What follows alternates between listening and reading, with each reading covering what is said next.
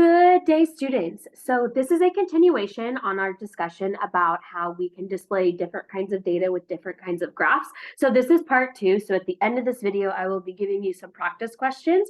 But let's talk about the last 2 kinds of data graphs that may come up or might be useful when we're looking at how can we represent our data in the form of a graph. So the first one is known as a Venn diagram. So you might have seen a Venn diagram when you've done something in a history class or an ELA class where you're comparing and contrasting 2 different things. In math, we can have a Venn diagram that has, up to like 3 different overlapping circles. So this Venn diagram in the example is showing you kind of the overlap between preferences of skiing, volleyball, and soccer. So just like in ELA and history, Venn diagrams are used to compare and contrast, but in this case, it's going to be data differences. So compare and contrast data differences. Also data similarities as well. So if we're using it to compare and contrast, let's look at this particular Venn diagram and answer some questions. So if we wanted to figure out how many people like skiing, and it doesn't have to be just only skiing, just like skiing in general, the way that we would calculate it is we would take all of the values that are located in the skiing circle. So 7, 14, 15, and 9, it's a little hard to see on the camera, that makes 45. So there's 45 people that like skiing. It may not be like their first choice, but they say, yeah, I like skiing. That's definitely something that I like. If we wanted to determine like how many people only like skiing and they don't like volleyball or they don't like soccer or they don't like another sport, like it's not an option. Oh, I put only like soccer. But if we did only like skiing, that would just be 7. If we looked at how many people only like soccer, that would be this number here, which is 20, because it's not in any sort of overlapping. These people only like soccer. They don't have any preference for skiing or volleyball or for all 3. We also have another number that's kind of unique. 19 shows people who do not like any of these sports.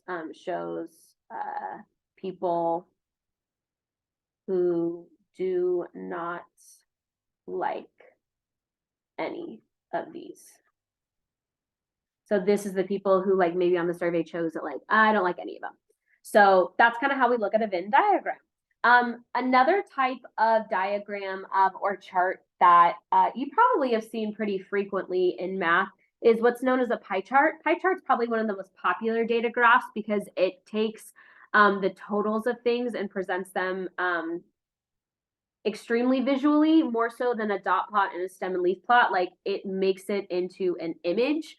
And you can see based on the size of the different pieces, like what a strong preference is. So Google surveys, if you ever watch the news, a lot of times when they give statistics about something, they use pie charts.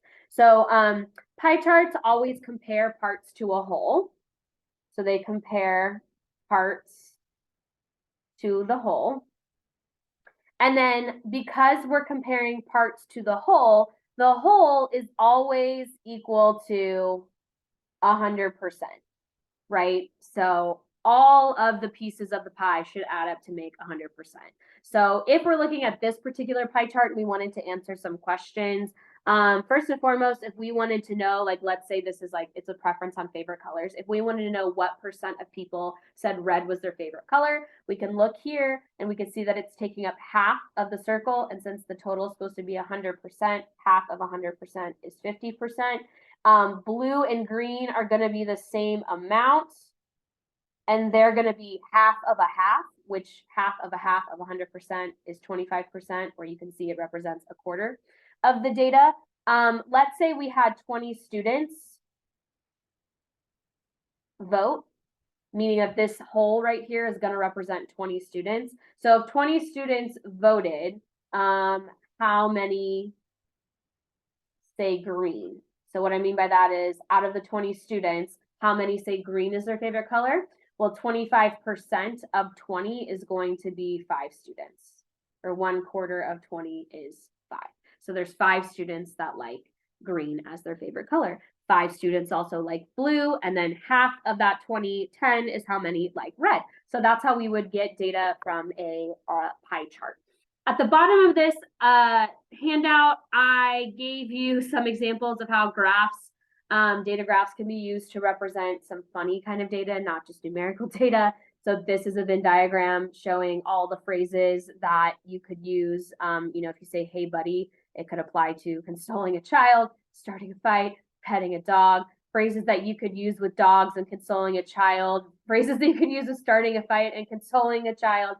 I just thought this was really funny.